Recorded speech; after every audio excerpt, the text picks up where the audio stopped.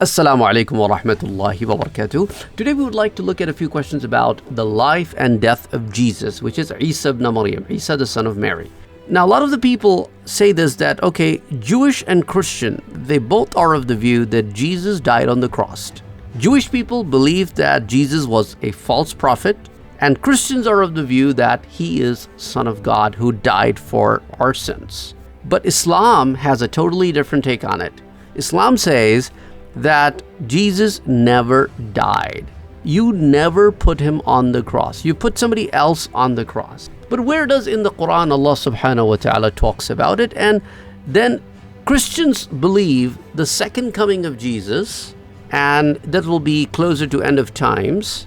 And Muslims also believe that Jesus will come back after Dajjal shows up, and but at the same time, Muslims believe that he never died. His second coming is the continuation of his lifespan as he was lifted up in the heavens. So where are all these words in the Quran, and how do we understand this? So we need to start to begin this journey from Surah Al-Imran, ayah number 55. You need to understand that ayah. Then I'll take you into Surah An-Nisa, and I will help you understand a couple of ayahs from Surah An-Nisa as well. So now look at ayah number 55 in Surah Al-Imran. إِذْ قَالَ اللَّهُ يَا عِيسَى إِنِّي مُتَوَفِّيكَ وَرَافِعُكَ إِلَيَّ وَمُطَهِّرُكَ مِنَ الَّذِينَ كَفَرُوا وَجَعِلُ الَّذِينَ اتَّبَعُوكَ فَوْقَ الَّذِينَ كَفَرُوا إِلَى يَوْمِ الْقِيَامَةِ. Here Allah subhanahu wa ta'ala says, remember when Allah said, O Jesus, O Isa, I will take you. Inni mutawaffika. Now this word mutawaffika is extremely important to understand, because the Qadianis, who are non-Muslims, who call themselves Muslims but they're non-Muslims, they have misinterpreted, mistranslated this word, and had claimed their leader, Ghulam Ahmad Qadiani, to be the Messiah that will come in the times to come, comes in the books of hadith. And then they have misrepresented this word, and I will explain this word. It's very important for you to understand this word. وَرَافِعُكَ إِلَيَّ. Now this is the word where Allah subhanahu wa ta'ala says, I will raise you, Jesus. I will elevate you, Jesus. And this is basically the Quran's explanation of that Jesus was lifted up in the heavens. Now you'll be like, okay, well, where exactly does it say that Jesus never died on the cross? Now let me first help you understand this ayah, then I will take you to that ayah where Allah subhanahu wa ta'ala says, you never killed him, he never died on the cross. Now the word mutawaffika has several different explanations. Now in this ayah, the mutawaffika is in the meaning of that I will complete your age, and the second word is rafi'uka ilayya. I will elevate you to me. Now, several people who do not understand Arabic language, they're like, okay, well, the mutawaffika comes first and rafi'uka ilayya comes after, so it must be in a sequence that Jesus died and he was elevated up in the heavens. Well, that is true for everybody, so what difference does it make if Allah says the same thing for Jesus? When it is clearly mentioned over here, then there has to be a reason more than if this is a common process for everybody, then there is no need to mention it because everybody then has to go through. That means there has to be something more than dying. Also, even if you take the meaning of dying and said, I will give you death, that's another meaning, right? I will give you death. You're not dying right now. And also in Arabic language, mutawaffika, which comes from the waffa, it has more than one meaning. It doesn't always mean die. Die will be the meaning of mutawaffa only when the surrounding context support it. For example, if you open Surah An-Najm, ayah number 37, Allah subhanahu wa ta'ala says, وَإِبْرَاهِيمَ الَّذِي وَفَّى. It doesn't talk when Ibrahim is the one who died. No. It means when Ibrahim completed what was given to him as a task. as al-ahkam, whatever ahkam were given to Ibrahim when he fulfilled them. So fulfilling is another meaning. So mutawaffika, when you will reach your complete age. Now comes, okay, understand that, but here the Quran says mutawaffika wa rafi'uka. You will die and you will be raised up. Now, this is a common misconception. In Arabic language, wa, which comes between the two words, not necessarily talks about the sequence in which they will occur. For example, if you go to Surah Al-Imran, the same surah, and open ayah number 43, Allah subhanahu wa ta'ala is talking about Maryam alayha salam and says, "Wasjudi warka'i." You do the sajda and you do the ruku'. Now, we all know when you're praying, the ruku' comes before the sajda, but in the sequence of the ayah, the sajda is stated before the ruku'. That is one example to show you the word wow that comes between the two words not necessarily defines its purpose. That this will be the sequence in which things are to happen. So Isa alayhi salam will complete his lifespan when he comes back. But now he is lifted up in the heavens. And then Allah subhanahu wa ta'ala said that I will save you from the evil plot of the disbelievers. Anybody who acted against Isa alayhi salam is a disbeliever because they never believed in him. And Allah subhanahu wa ta'ala says that anybody who truly follows you, not that man-made description that they have the Son of God kind of description, astaghfirullah al-azim, that is not even monotheistic, and Jesus was a monotheist. So that itself is a clear distinction that you're not following the path of Jesus when you call him Son of God. You associate somebody with God, and that is a disbeliever's point of view, not a believer's point of view. So anybody who follows Jesus in the true spirit that Jesus, the message of Jesus itself, the way he brought it forth, Allah is promising those people. And then of course, these are the people that when Prophet Muhammad sallallahu alaihi wasallam came, they were the one who accepted Islam because they understood that who is the prophet, the qualities of the prophet. So these are the people who are Ahl al-Kitab, and they remain Ahl al-Kitab after accepting Islam.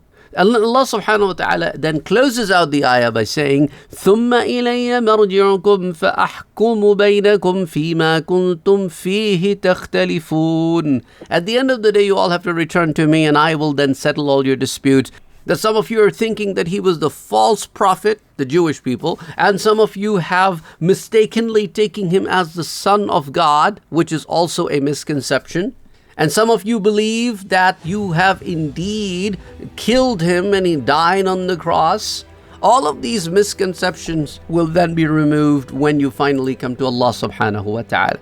Now let's come to Surah An-Nisa, ayah 157. Once you understood that Allah subhanahu wa ta'ala is telling Jesus, I will complete your lifespan for you. So you will come back to complete your lifespan. But for now you're getting elevated.